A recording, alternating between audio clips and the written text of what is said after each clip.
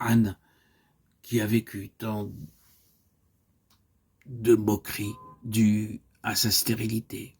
Anne qui a été méprisée après avoir subi tant de sarcasme de la part de ses compagnes.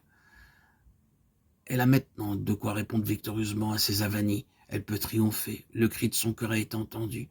L'espoir de toute sa vie est enfin réalisé. Un enfant lui est né, Samuel. Elle y renonce tout aussitôt. Comment se peut-il? On ne peut pas concilier deux choses, à moins de faire intervenir un autre facteur. Et cet autre facteur ne peut être que le souci qu'elle a du témoignage de Dieu. Dans ce fils, ce nouveau-né, Samuel, qui vient de lui être donné par un acte d'en haut, elle entrevoit un avenir plein de promesses, un changement, un renouveau dans la vie spirituelle de son peuple. Il y a eu dans son épreuve prolongée quelque chose d'aigu qui l'a rapproché de Dieu et a mûri en elle le sens des intérêts divins. Et maintenant, aussitôt qu'elle peut se séparer de son fils, elle le donne. Ce qui l'y pousse, ce sont les intérêts de Dieu. C'est son désir de voir un changement dans les conditions lamentables qui l'entourent. Ses pensées gravitent non pas autour d'elle-même, de sa propre satisfaction, de la joie qu'elle a de se sentir si largement dédommagée de ses souffrances. Non, non, sa grande préoccupation, c'est le témoignage du Seigneur.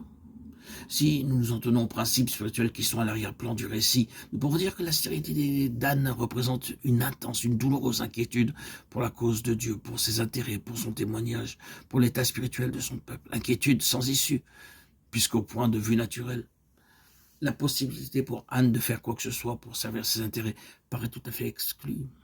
Étrange situation, oui. Vous vous en rendez compte? Quelqu'un d'entre vous, tout au moins, vous réalisez que Dieu a peut-être les yeux sur nous pour nous charger à notre tour de ce grand fardeau, ses intérêts propres, son témoignage.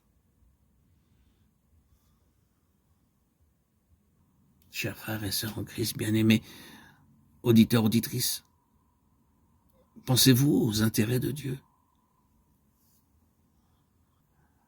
à son témoignage, plus qu'à vous-même?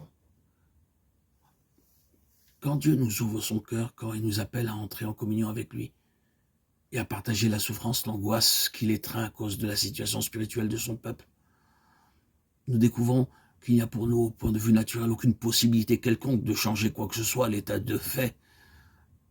Et cela, quelle que soit notre angoisse, notre agonie et l'intensité de ce labeur spirituel auquel nous ne parvenons pas à nous arracher. La nature, dans ce domaine-là, n'est d'aucune ressource. Par nature, nous sommes absolument dénués de toute qualification quelconque pour exercer quelques influences, que ce soit dans la bonne direction. Il peut y avoir là un réconfort pour quelques-uns, mais il y a en même temps un avertissement solennel.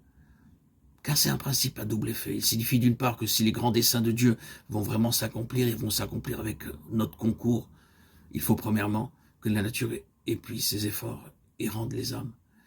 Il faut que ce soit Dieu, Dieu seul, qui intervienne dans la situation. Et il faut qu'il intervienne par ses moyens à lui. Cela représente pour nous pas mal d'humiliation, chemin scabreux qui nous conduit dans les profondeurs. Et nous ne tardons pas à réaliser à la lettre que nous ne pouvons rien faire et que tout doit venir de Dieu. Mais le même principe signifie ceci aussi. C'est que Dieu nous amène de propos délibérés dans cette situation-là. Il pourra même faire de nous une vivante illustration de cette vérité. Stérilité consciente, certitude de n'avoir aucune des ressources qui sont nécessaires à l'accomplissement du dessein éternel de Dieu. Dieu se plaît parfois à provoquer de telles situations, simplement pour se donner l'occasion de faire quelque chose lui-même. Ouvrez la parole de Dieu et voyez s'il n'en est pas ainsi. Si vous prenez par exemple le cas des autres femmes de la Bible qui se trouvèrent dans la même situation qu'Anne, vous constaterez d'emblée qu'il y a là un enseignement très significatif.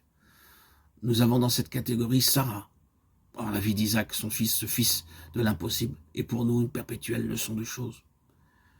Il représente à jamais ce grand facteur spirituel, la résurrection, la soudaine intervention de Dieu, le ciel relevant le défi de l'homme et de la nature. C'est à cette lumière-là qu'il faut comprendre Anne. Son histoire tout entière relève de ce principe.